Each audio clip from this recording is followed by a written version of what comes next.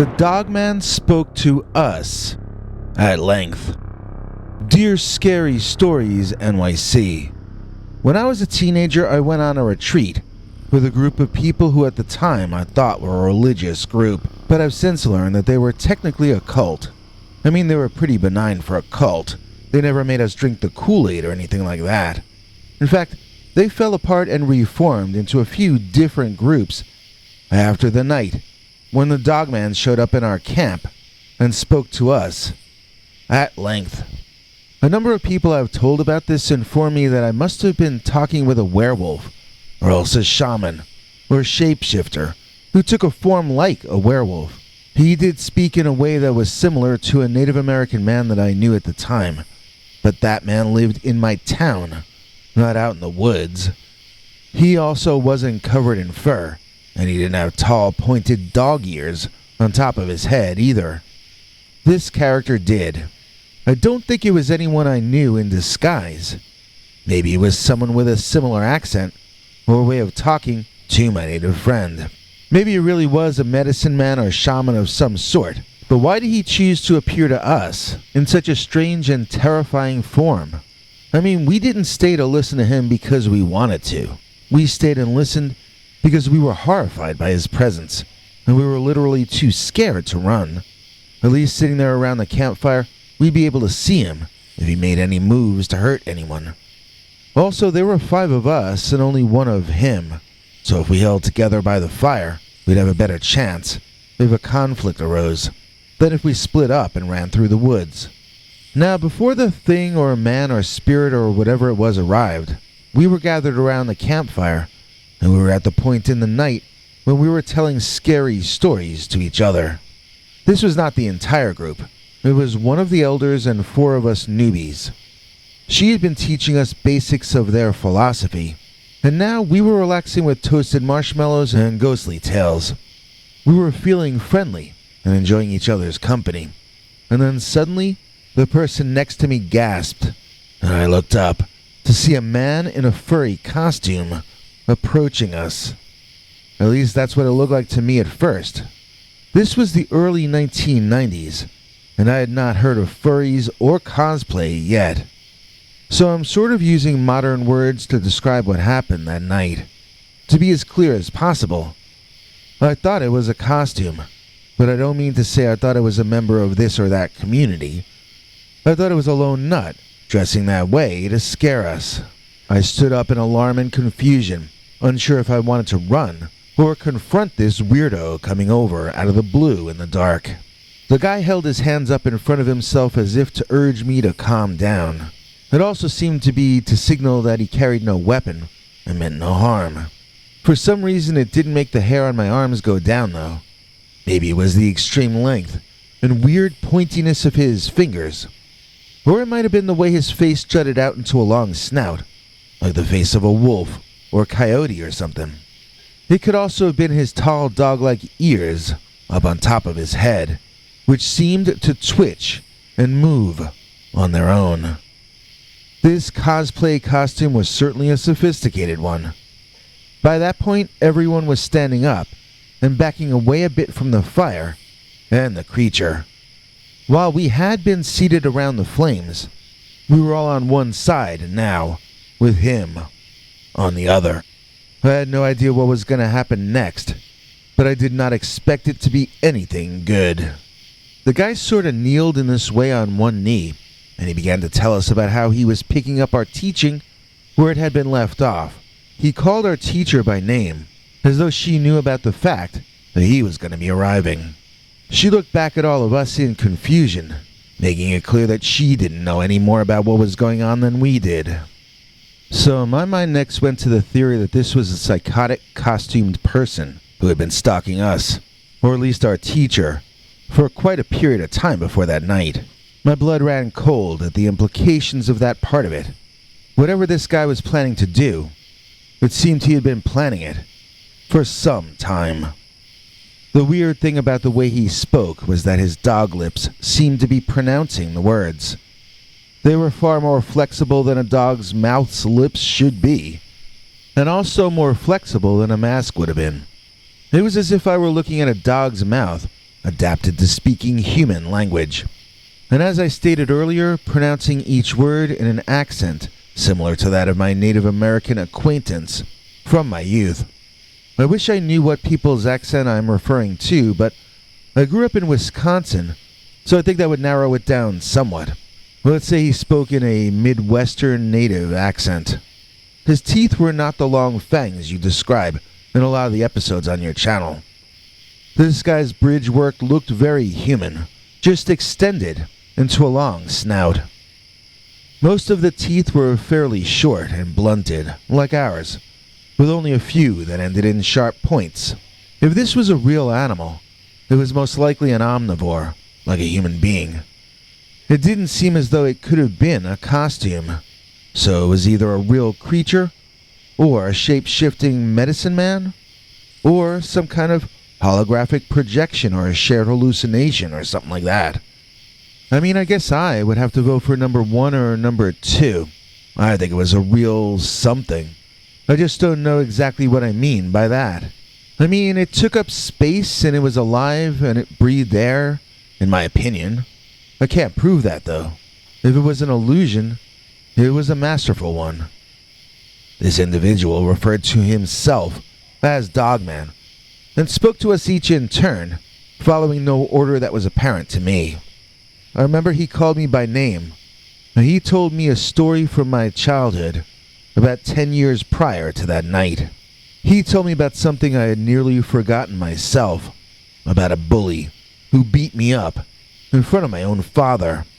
My dad said he was disgusted with me, so instead of breaking up the fight, he drove home.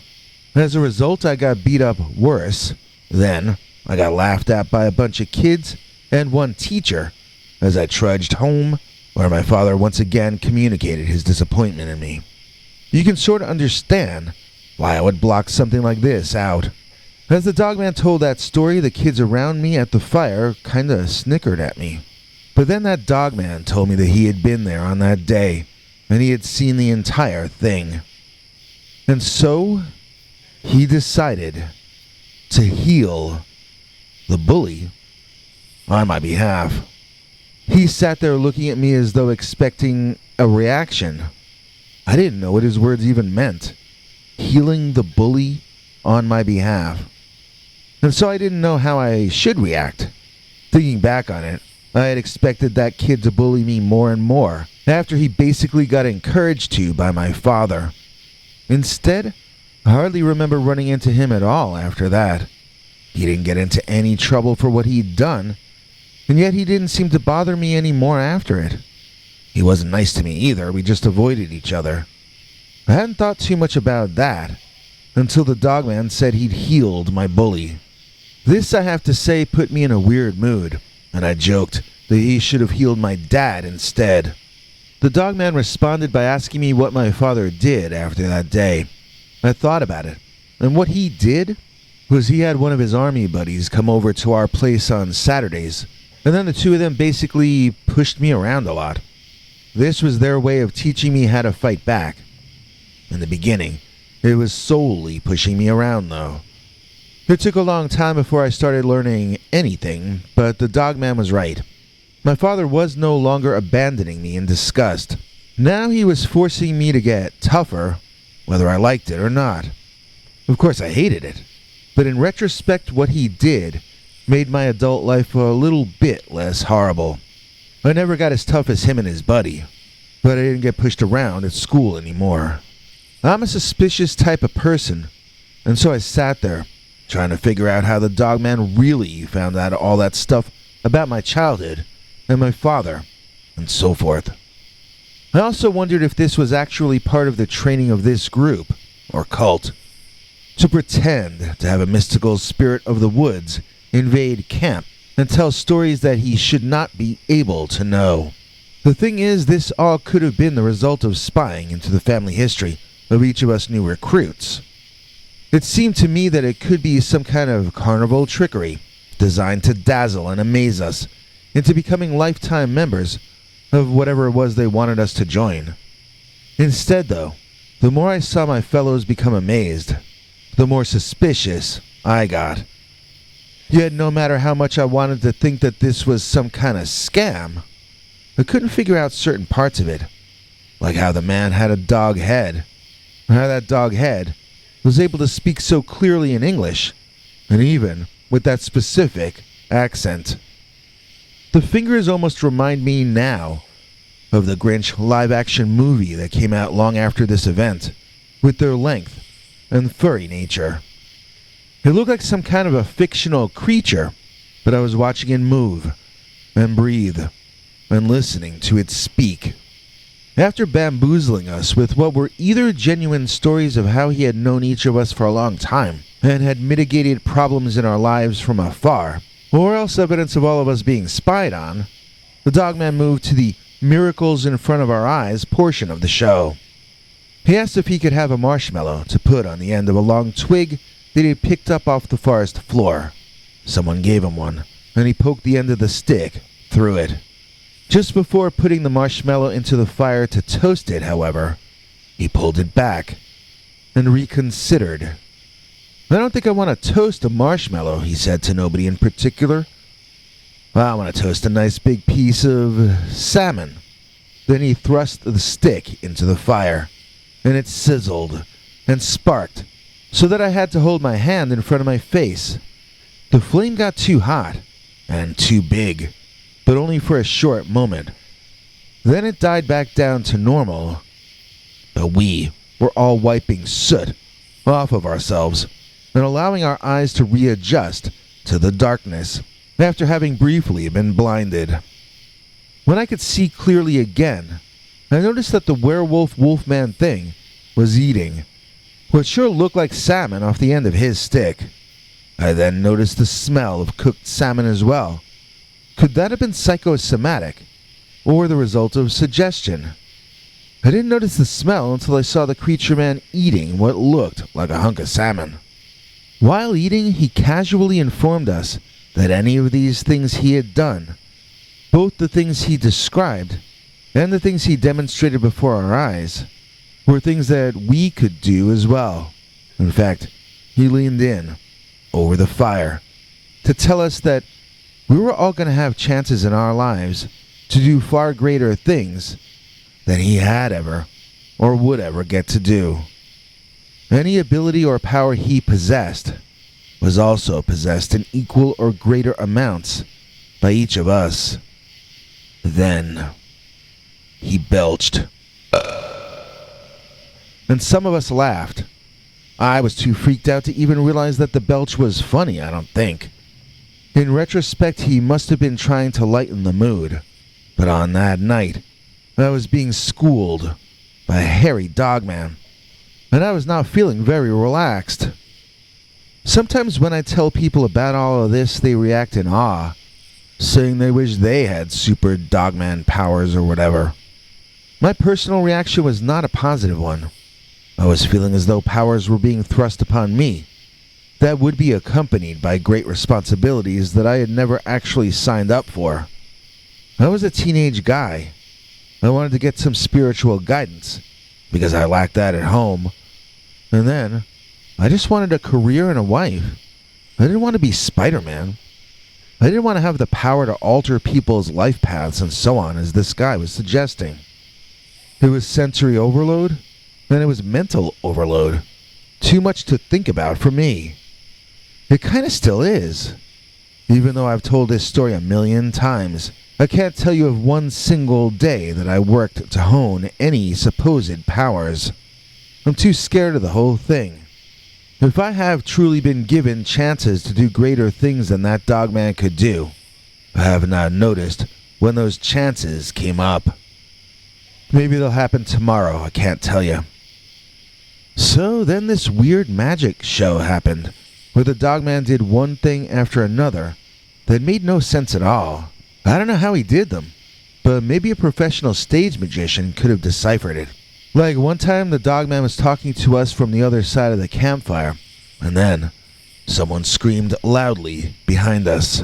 When we turned around, the dogman was the one screaming, and we had all switched sides around the fire. He was somehow on the side we had been on, and we were somehow on the side he had been on, facing the other way. Now that still makes no sense to me, but somehow he pulled the trick off, like he was David Copperfield or something. He got up and ran toward the woods, returning soon after with a very small young tree that he had pulled up, along with a bunch of dirt. He ran back and replanted it at a small distance from the fire, and asked us who wanted to talk to the tree. It sort of angered me, and I told the guy that he was being illogical. I was still scared of him, but I think fear and anger are two sides of the same thing. So I was frozen in fear until suddenly I was raising my voice in anger. Illogic upsets me, and I told him so. The Dogman looked at me with those weird eyes, and somehow, for the first time, I felt empathy and compassion from him. I don't know if he was genuinely projecting those qualities, or if he was somehow tricking me into feeling that, but I felt it. He told me that logic never leads to happiness, and gestured toward the tree. That same empathy I felt from him, I felt myself toward the tree. I patted its dirt down and I gave it a little bit of my water. I didn't speak out loud, but I felt as though the tree and I were sharing a moment of communication. And of course, that's completely illogical. None of us had cell phones. This was the early 90s. One of my friends in my hometown had a father with a car phone, but that's about all I remember. However, this one kid named Curtis had brought his dad's giant old VHS camcorder, and in the middle of our lessons, he got up and sneaked off to his tent to get the camera. He didn't come back for a long time, and for some reason, none of us seemed alarmed by that. The odd performance continued, until our teacher informed the Dogman that we normal humans all needed to get to sleep. The Dogman laughed and said something to the effect that now he was the one being taught. Standing and bowing, the Dogman backed up into a darker place, and then just didn't seem to be there any longer. It wasn't just that you couldn't see him or hear him. It was also sort of like the very air itself felt different. There was also a kind of exciting buzz when he was there that suddenly was absent from that entire location. That's not to say that we didn't all buzz excitedly for some time after that, comparing our interpretations and theories about what we had just lived through. When we finally retired later that night, we noticed Curtis asleep in the larger tent, his arms wrapped around his dad's VHS camcorder. He had gone to get it, then fallen asleep, and missed the rest of the things that the Dogman told us and showed us. So I left that cult group a little while afterward, but they were good for me in the short term, and they weren't jerks about letting me leave as some other groups might have been. In that sense, maybe they weren't a cult after all. I still have my suspicions, but our teacher that night always maintained her innocence of any involvement in what had happened. I personally can only guess as to what that was. I do know that one of the kids in my group went on to become quite successful. I friended him on social media, and he told me that everything the Dogman had told us proved to be true. I didn't know what he meant by that, so I wrote back, asking him to elaborate. That was the last time I heard from him. I don't think he unfriended me, but we haven't had any more conversations. It seems my old buddy took the lessons more to heart than I did on the night when the Dogman spoke to us at length. You know you got it going on. Your executive producer is Christopher John. Please join me in welcoming our newest top-tier channel member, Christopher John. Christopher gets to see our secret uncensored Dogman stories as well as our over 25 hours of secret uncensored archives. Here to explain all the deets is our international TV spokesmongrel, Henry Lee Dogman. Thank you. Thanks, Biggie. And thanks to all of you for watching this far. If you liked it, please click like. If you'd like to see more of our work, please subscribe. And also click that bell icon if you'd like to be notified when we put out a new episode. To become an executive producer, you can donate to us through the thanks button under each of our videos or through our paypal.me/PeterBernard209 page. To receive cool perks like secret uncensored Dogman episodes far too wild to ever run on this channel, you can become a YouTube channel member by clicking the join button, or join our PayPal subscribers club at peterbernard.com. Joining either at the $3 a month level or above gets you access to our over 25 hours of secret uncensored Dogman stories available nowhere else. Do you have a scary story about Dogman or some other kind of high strangeness that happened to you? Let us know by emailing us at scarystoriesnyc@gmail.com or by leaving us a voicemail message at 804-LA-SCARY. You may need to call back on that one. It cuts off after, I think, 3 minutes. And if you don't want to do any of that stuff, thank you for simply watching to the end. Good night, and have a scary tomorrow.